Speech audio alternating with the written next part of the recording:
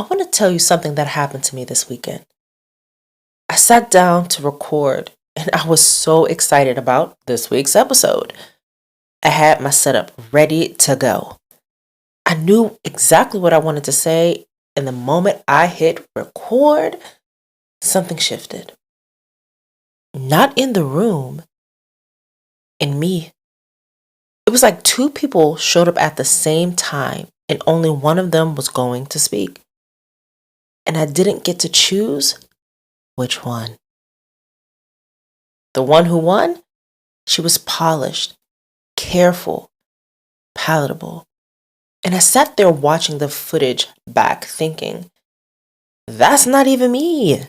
It doesn't sound like me. But here's the thing, I couldn't find me.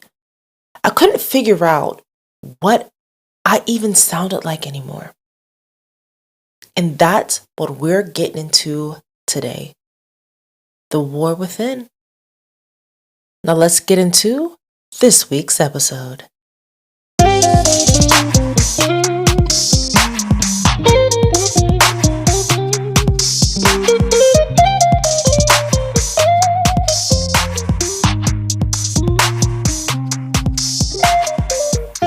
Hey sis, welcome back. I'm Shae, capacity strategist, researcher, and founder of ESSENTFLOW. And you're listening to Too Much for the Room, the podcast where we name what's actually happening beneath the performance, the exhaustion, and the shrinking. If you're new here, welcome. You landed in the right place. And if you've been here, then you already know. We don't do surface level here. We go all the way in. And today's episode is personal, real personal. Because I'm not talking about something I observed. I'm talking about something I'm living right now in real time, while also building this entire framework around it. That's not irony. That's proof. Now let's get into it. I want to start by telling you what this war is not. It is not good versus bad. It is not your professional self versus your personal self. It is not discipline versus freedom. It is not even confidence versus insecurity. See, those are the easy explanations. And easy explanations keep you stuck because they send you in the wrong direction. Here's what the war actually is.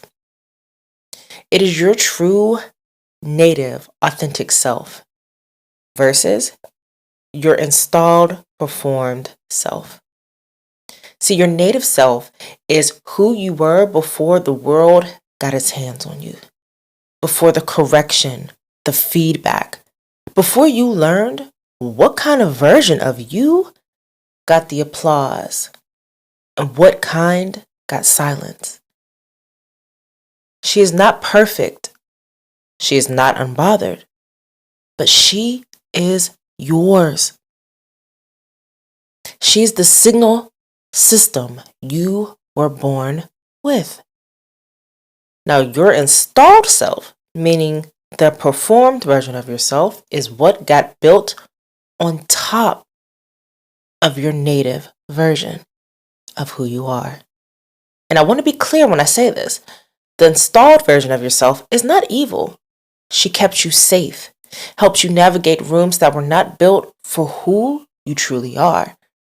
She learned the rules and she played by them because that was survival. But here's the problem.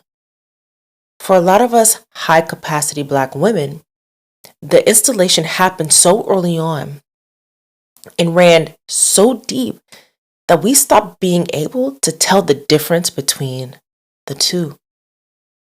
We didn't suppress who we were, we substituted her. That distinction matters. Suppression means she's still there. She's pushed down. She's waiting. Substitution means the signal system itself got replaced. You didn't just hide who you were. You started being someone else entirely, fully, completely. Until that someone else started to feel like you. And that is where the war starts. Because your native self never actually left. She just got buried under years of identity installation.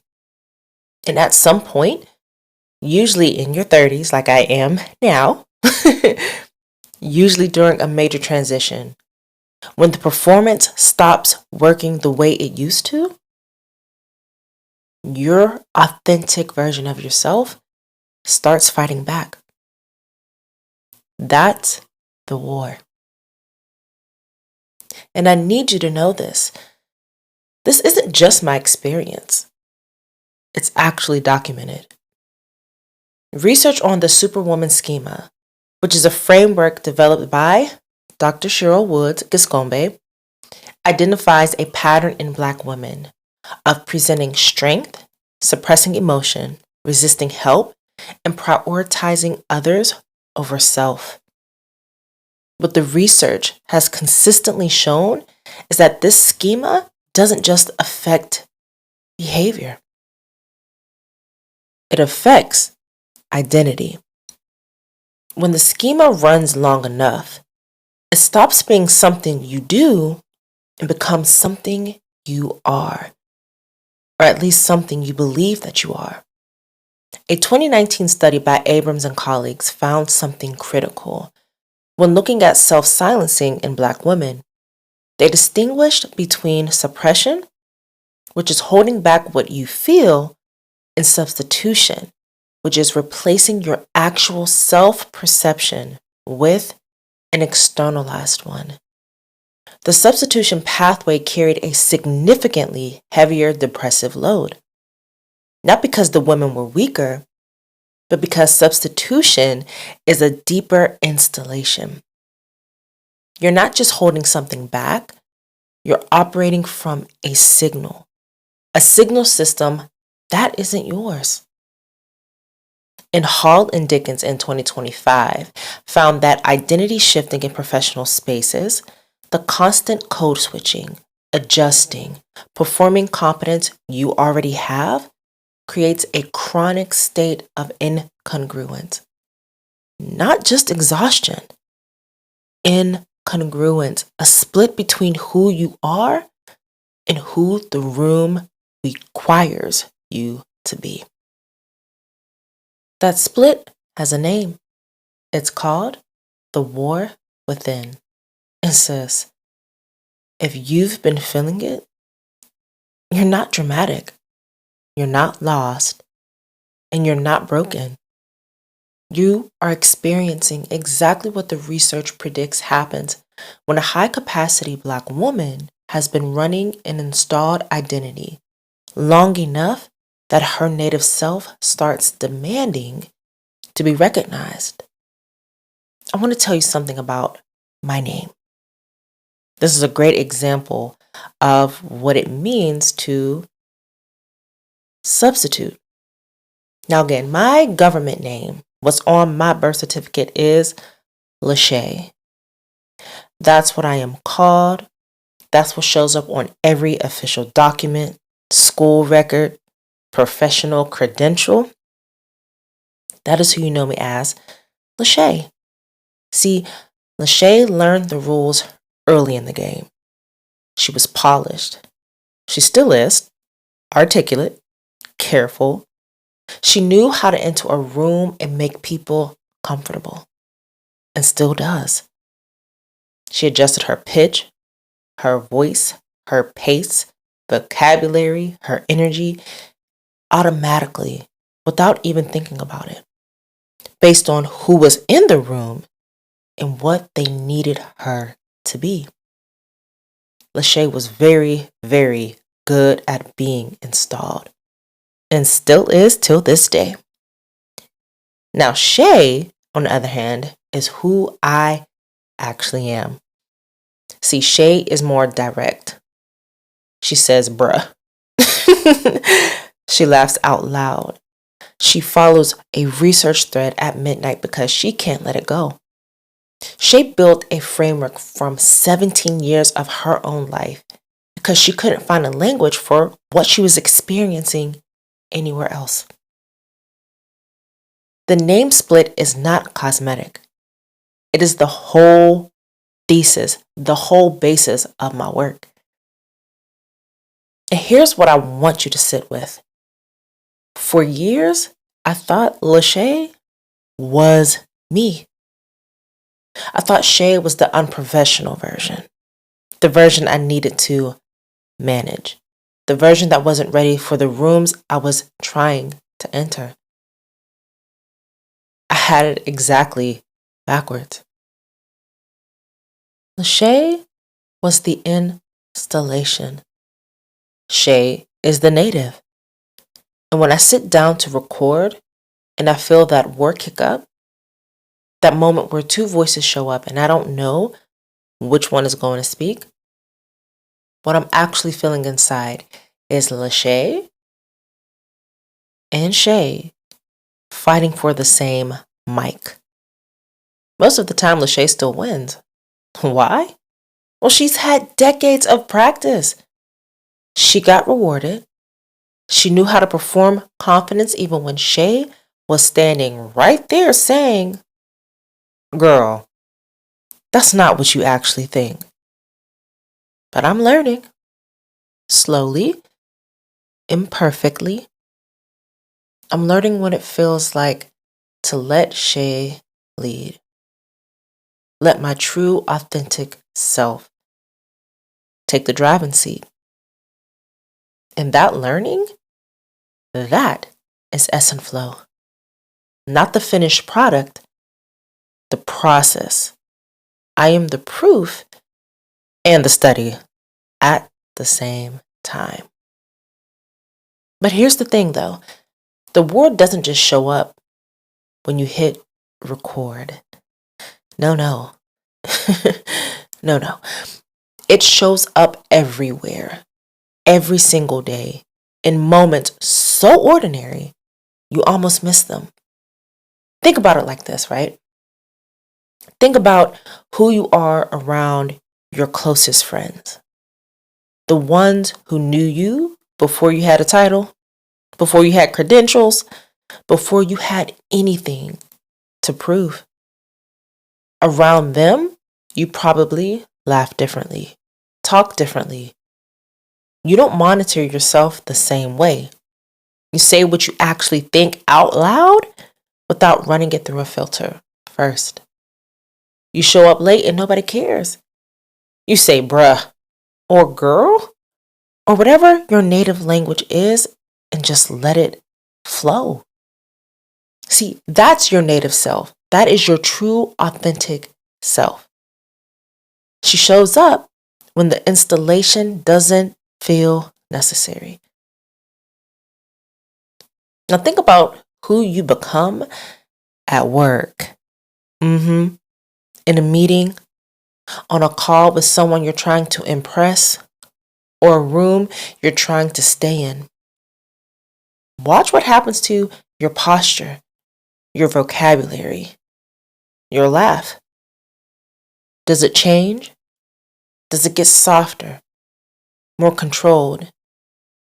Do you monitor how much space you're taking up? See, that's not professionalism. That's installation running automatically. And here's where it gets really interesting. Think about the people who exist somewhere in between. Coworkers you've become friends with, family members who also move in professional spaces, people who know both versions of you. Notice how you navigate those specific relationships. Notice the split-second calculation that happens when you're deciding which version of you gets to show up. That calculation, that's the war. Happening in real time. So fast, you barely even register it. For some of us, it happens the moment we walk through a door. For some of us, it happens when we pick up the phone and see who's calling. For some of us, it happens the moment someone uses our full name instead of what our people call us. And the exhausting part, the part that the research names, and I need you to hear, is that switching is not free, okay? Every time you shift from native to installed, there is a cognitive and emotional cost. Hall and Dickens called it identity tax. You are spending something every single time you make that switch. And for high capacity Black women who have been switching multiple times a day, every single day, for years, that tax accumulates. It stacks up. That accumulated cost is part of why you're so tired in a way that sleep can't fix. It's not just your schedule, it's the switching. So when I say the war is within, I don't just mean the philosophical internal journey. No, I literally mean the very practical, very daily, very exhausting experience of being one person in one room and someone else in the next, and never being fully aware or sure which one is actually you. That's the war. And it is costing you more than you know. And I need to prepare you for something. If you are in the middle of any kind of identity transition, leaving a job, ending a relationship, shifting your platform, changing who you're speaking to, doing any kind of deep inner work, please know this. The war is going to get louder before it gets quieter. Okay, please hear me. It's going to get louder before it gets quieter. Not because something is wrong, but because something is finally happening. The installed self doesn't go down without a fight. But understand, she's not your enemy. She's just fighting for survival.